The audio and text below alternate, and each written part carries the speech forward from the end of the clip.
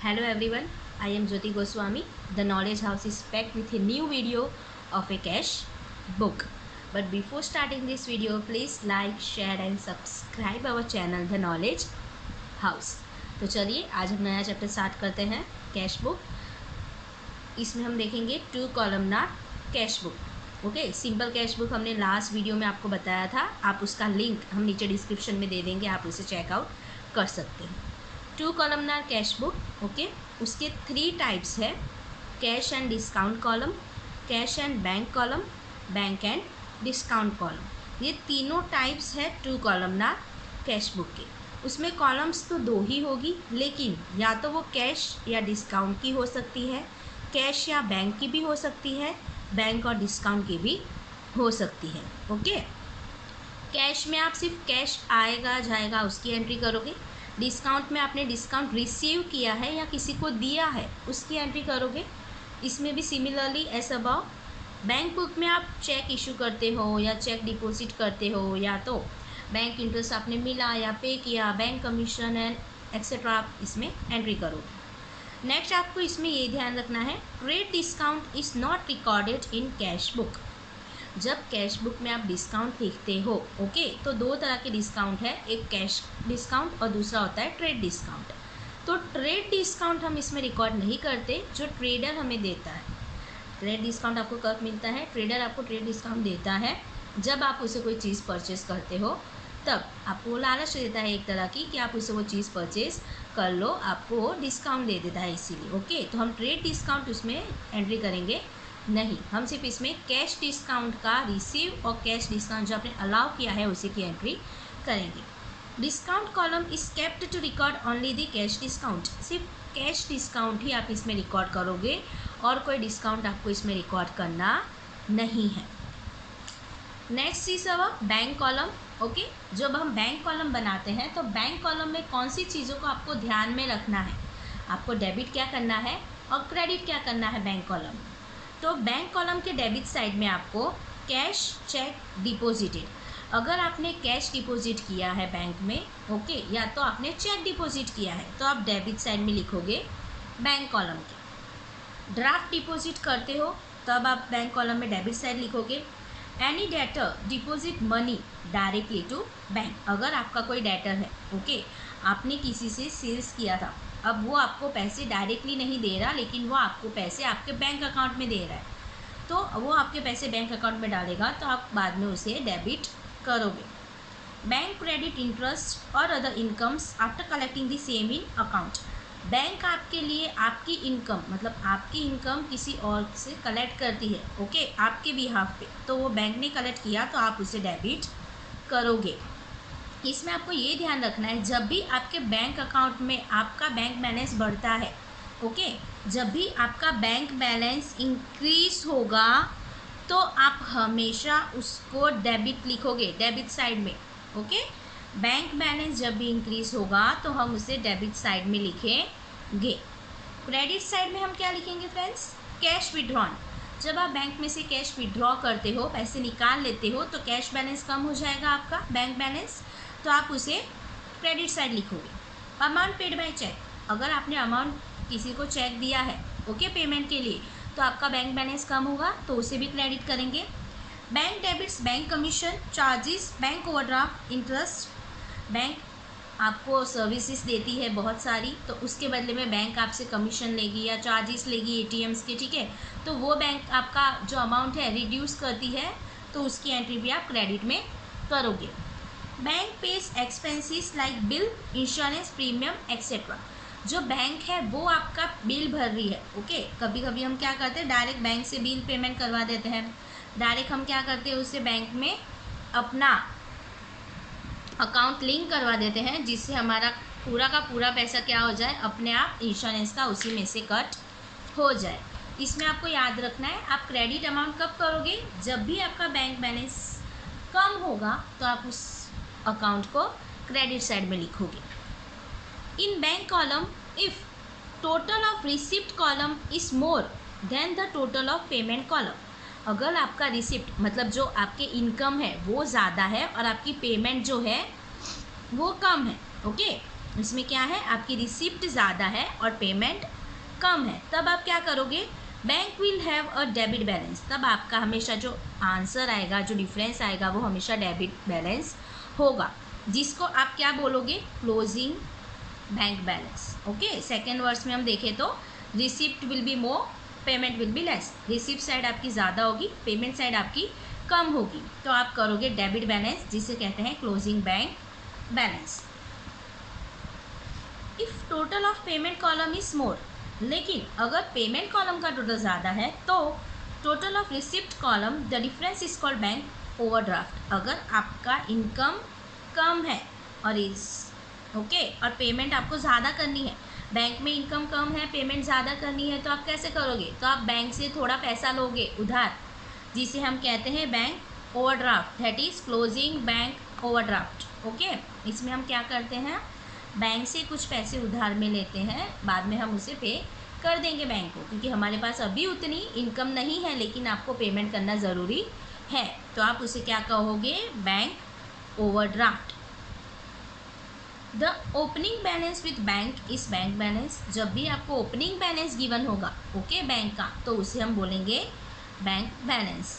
It is shown on the debit side, और वो आप कहाँ लिखोगे, तो उसे आपको बैंक बुक में, मतलब कैश बुक जब आप बनाओगे तो उसे आप डेबिट करोगे और लिखोगे टू बैलेंस ब्रॉट डाउन।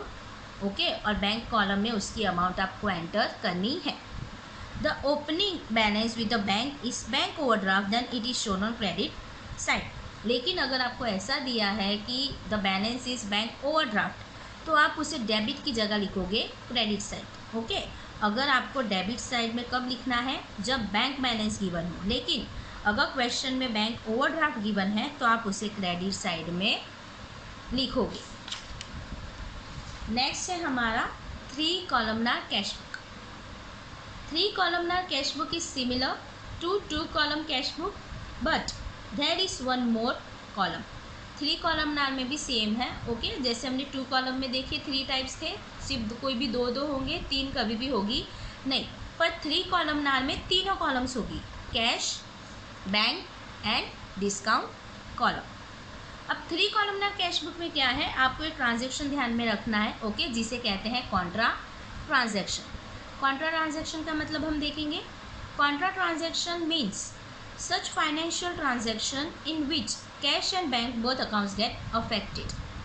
ऐसा ट्रांजेक्शन जिससे आपके कैश बैलेंस में भी डिफरेंस आएगा और बैंक बैलेंस में भी डिफरेंस आएगा, आपके दोनों अकाउंट उससे अफेक्ट होंगे, या तो आपका कैश बढ़ेगा या घटेगा, या तो बैंक में से बैलेंस कम या ज़्यादा होगा। ओके, जैसे कि contra transactions are of 2 types. First क्या है, कैश डिपॉजिटेड इन बैंक। जब आप बैंक में कैश डिपॉजिट करते हो तो बैंक बैलेंस तो बढ़ता है, पर आपके पास से कैश बैलेंस कम हो जाता है। कैश विड्रॉन फ्रॉम बैंक, जब आप कैश विड्रॉ करते हो बैंक में से, ओके, जब आप ड्राइंग्स करते हो, कैश विड्रॉ करते हो, तो आपके पास कैश आता है, मतलब आपका तो कैश बैलेंस बढ़ गया, बट बैंक में से, बैंक अकाउंट में से आपका बैलेंस कम हो रहा है, तो बैंक बैलेंस कम हो गया, तो इसकी एंट्री क्या होगी, डेबिट साइड भी होती है ये दोनों की एंट्री, और क्रेडिट साइड में भी आपको करनी पड़ती है। Both the sides of cash book you have to record this entry. Okay, आपको दोनों एंट्री को दोनों साइड में रिकॉर्ड करनी पड़ेगी। कैश डिपॉजिटेड इन बैंक की भी एंट्री दोनों साइड आएगी और विड्रॉन की भी एंट्री दोनों साइड। बट जब आप ऐसे करोगे तो आपको स्पेसिफाई करना होगा कि ये ट्रांजैक्शन जो है वो कॉन्ट्रा ट्रांजैक्शन है, और वो हम कहाँ लिखेंगे, तो वो आएगा in case any cash deposited to bank और cash withdrawal from bank, the letter C means contra entries should be written in the LF ledger folio number. जब आप कैश डिपॉजिट करते हो बैंक में या विड्रॉ करते हो बैंक में से, ओके, तब आपको ध्यान में रखना है कि आप लेजर फोलियो, जो हम LF का कॉलम बनाते हैं ना कैश बुक में, उस लेजर फोलियो में आपको पर्टिकुलर ट्रांजैक्शन के सामने, ओके, जिस डेट का जिस ट्रांजैक्शन कॉन्ट्रा है उसी के सामने LF में आपको C वर्ड लिखना है, जिससे जब आप उसे एक बार स्टडी करो, वेरीफाई करो, तो आपको पता चल जाए कि ये कॉन्ट्रा एंट्री है। ओके एवरीवन, अब हम एक सम देख रहे हैं इसके रिलेटेड। अब इसमें हमने एक 3 कॉलमनार बैंक बुक का सम दिया है, ओके, जिसमें आपको तीनों कॉलम्स आ जाएगी. So let's check out our sum. First हमारा क्वेश्चन है, from the following transaction prepare 3 कॉलमना cash book of Sonam ben. Okay, इसमें आपको कैश बुक बनानी है 3 कॉलमनार की सोनम बेन के लिए. और ये कौन सी डेट का गिवन है आपको? 2016 Feb 1. सबसे पहले आपको देखना है कि आपको बैलेंस क्या गिवन है. बैंक बैलेंस है या बैंक ओवरड्राफ्ट है. कैश बैलेंस तो हमेशा आपको गिवन होगा जब आप 3 कॉलमनार बनाओगे, बट बैंक बैलेंस में हो सकता है कि या तो बैंक ओवरड्राफ्ट भी हो या बैंक बैलेंस भी हो सकता है. पहले हमें दिया है cash balance 16,000, bank balance 18,000. Okay, इसके पहले हमें क्या करना है, आपको एक फॉर्मा बनाना है कैश बुक का. Date, particular, receipt number, LF, discount allowed, cash amount, bank amount. Again date, particular, voucher number, LF, discount received, cash amount and bank amount. Okay, debit side और क्रेडिट साइड. सबसे पहले हमें entry में क्या दिया था? Cash balance और bank balance दिया था. कैश बैलेंस और बैंक बैलेंस हमेशा date wise to balance brought down में हम लिखेंगे. सबसे पहले हमारा बैलेंस कितना दिया है कैश का? 16,000 और बैंक का कितना दिया है? 18,000. तो 16,000 आप कैश में लिखोगे, 18,000 हम बैंक में लिखेंगे. ओके, नेक्स्ट हमारा है 4 डेट का. Goods of 8,000 sold to Shri Ashok bhai. आपने 8,000 का गुड्स सोल्ड किया है, मतलब आपके पास से गुड्स जा रहा है. He has paid the amount in the bank through NEFT. उसके बदले में अशोक भाई ने क्या किया? आपको NEFT के थ्रू, मतलब डायरेक्ट आपके बैंक में आपको पैसे पे कर दिए. NEFT का मतलब है national electronic fund transfer. Okay, इसका मतलब है वो डायरेक्ट आपको बैंक के थ्रू ही पेमेंट कर रहे हैं, आपको हैंड टू हैंड दे रहे नहीं है. तो बैंक बैलेंस आपका बढ़ रहा है या कम हो रहा है? तो बैंक बैलेंस इसमें हमारा बढ़ रहा है. तो हम क्या करेंगे, उसे डेबिट साइड लिखेंगे टू सेल्स अकाउंट. और इसमें हमारा पैसा कहाँ पे उन्होंने डिपॉजिट किया है? बैंक में. तो हम इसकी एंट्री कहाँ करेंगे? Bank column. ओके, अगर कैश में करते तो हम उसकी कैश में एंट्री कर देते. नेक्स्ट है number 6. Goods of 10,000 sold to Hetal in cash at 10% cash discount. हमने ये गुड्स बेचा है हेतल को, ठीक है, और हमने उसे 10% कैश डिस्काउंट भी दिया है. तो पहले तो आपको 10,000 का 10% कैश डिस्काउंट करना है. ओके, जो डिस्काउंट आएगा उसे हम डिस्काउंट कॉलम में लिख देंगे. एंड सेल्स वाला जो आपने किया है उसे कैश में किया है, तो बाकी काम कैश में लिखेंगे, क्योंकि यहाँ पे बैंक के रिलेटेड कुछ भी बोला नहीं है. अब हमने हेतल को क्या किया है? सोल्ड किया है. जब हम किसी को सोल्ड करते हैं कोई चीज़, तो सामने हमें पैसे रिसीव होते हैं, तो बैंक बैलेंस आपका बढ़ेगा या कैश बैलेंस भी आपका बढ़ेगा. तो उसकी एंट्री आप कहाँ करोगे? Debit side to sales account. Okay, 10,000 में से उसने कैश कितना पे किया? 9,000. क्यों? 10,000 में से 9,000 उसने कैश पे किया, बट हमने 1,000 उसे डिस्काउंट दिया था.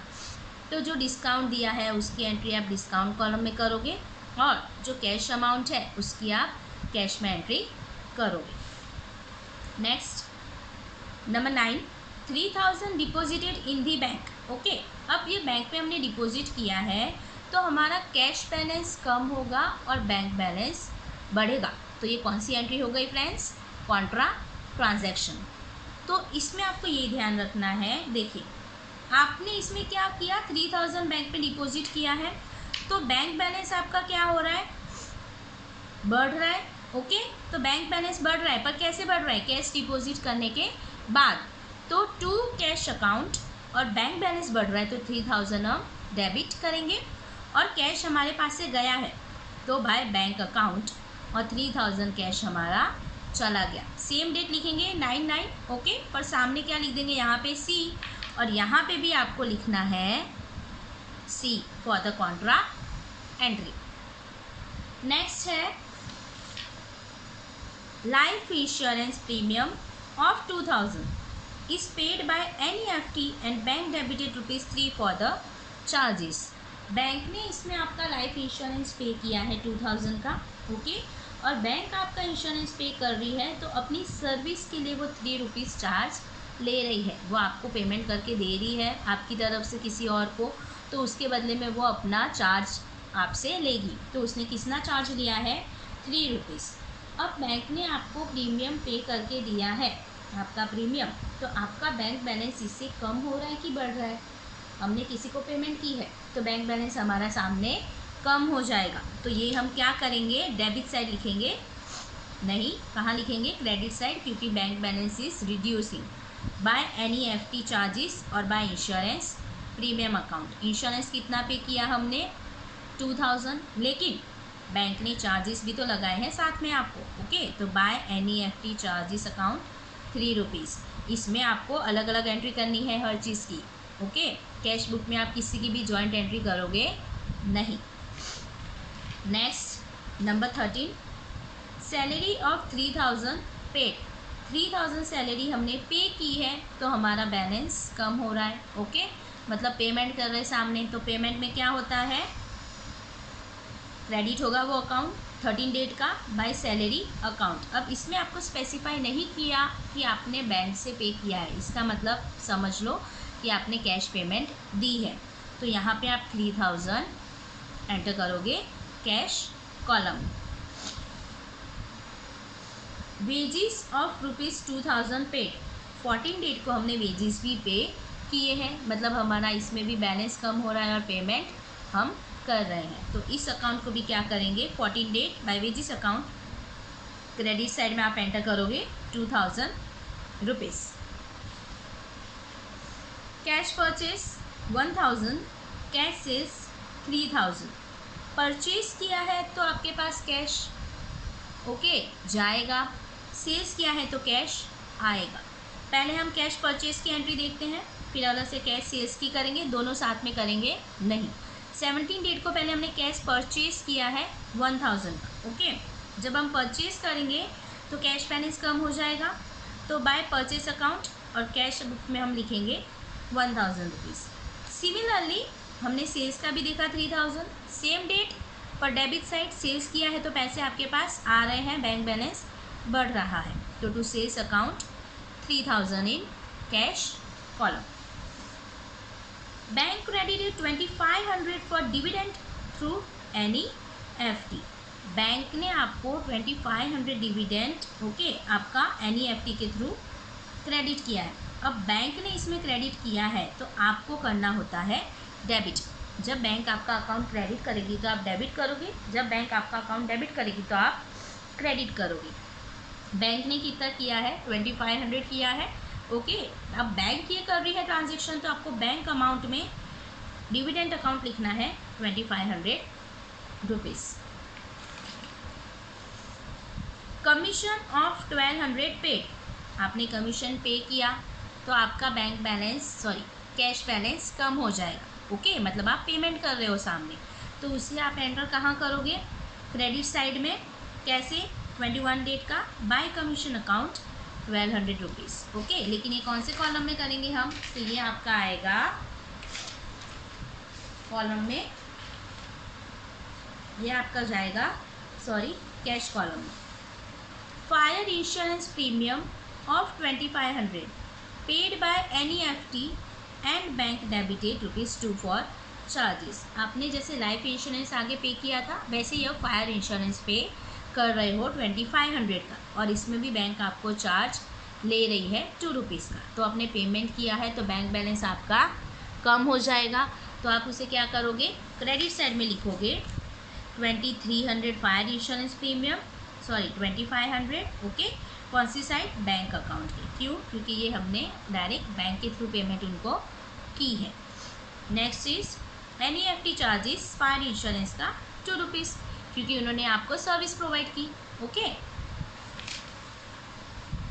Bank credited bank interest of 2000, bank ने आपने इसमें क्या करके दिया है, आपको क्रेडिट करके दिया है, तो आप क्या करोगे, अपने अकाउंट में डेबिट करोगे। Okay, and commission of 200 in our account through NEFT, directly bank ने एनईएफटी के थ्रू कर दी है। क्या क्या किया है, बैंक इंटरेस्ट और कमीशन दोनों 200 रुपीज़ है और बैंक ने आपको क्रेडिट किया है। ओके, तो आप डेबिट साइड लिखोगे to bank interest 25 date 200, commission account 25 date 200, और कौन से कॉलम में, तो बैंक कॉलम में आप इसकी एंट्री करोगे।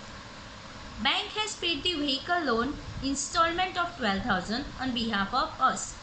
हमारे बदले में बैंक ने हमारे ही अकाउंट से डायरेक्टली पे किया है 12,000 हमारा व्हीकल का इंस्टॉलमेंट। ओके, थ्रू NEFT उन्होंने क्या किया, 3 रुपीज़ चार्ज भी हमसे लिया है। आपको सर्विस दे रही है तो उन्होंने आपके लिए चार्ज भी 3 रुपीज़ कट किया। अब इसमें क्या हुआ है, आपका बैंक ने पैसा पे किया है तो बाय लोन इंस्टॉलमेंट अकाउंट 12,000 करेंगे क्रेडिट साइड। वाई, क्योंकि क्रेडिट साइड इसीलिए कर रहे हैं क्योंकि बैंक हमारा पेमेंट कर रही है। ओके, और दूसरा बाय NEFT चार्जेस 3 रुपीज़, क्योंकि बैंक ने हमारा पेमेंट किया है तो वो अपना चार्ज वसूल करेगी। इतनी सारी एंट्रीज हो जाने के बाद आपको डेबिट साइड और क्रेडिट साइड दोनों साइड का आपको टोटल करना है। ओके, और जहाँ पे भी आपका बैलेंस कम आ रहा है वहीं पे आप लिखोगे by balance carry forward. Okay, आप जब टोटल करोगे तो आपका टोटल होगा डिस्काउंट का 1,000, कैश अमाउंट का 28,000 और बैंक अकाउंट का 31,900 रुपीज़। ठीक है, इस साइड। और जब आप क्रेडिट साइड का टोटल करोगे तो ये आपका 1,000 आएगा। ठीक है, यहाँ पे आपको मिलेगा 10,200 रुपीज़ और क्रेडिट साइड होगा 16,508 रुपीज़। तो जो डिफरेंस होगा वो हम बैलेंस कैरी फॉरवर्ड में लिखेंगे। ये हमें मिलेगा 28,000, ये मिलेगा 10,200, जो भी आप डिफरेंस होगा वो 17,800 यहाँ पे एंटर कर दोगे। सिमिलरली 31,900 आपका बैंक कॉलम है, यहाँ पे 16,508 आपका बैंक कॉलम है। ओके, क्रेडिट साइड का, तो जो भी डिफरेंस होगा वो हम यहाँ पे एंटर कर देंगे। वैसे ही आपको डिस्काउंट कॉलम में भी देखना है।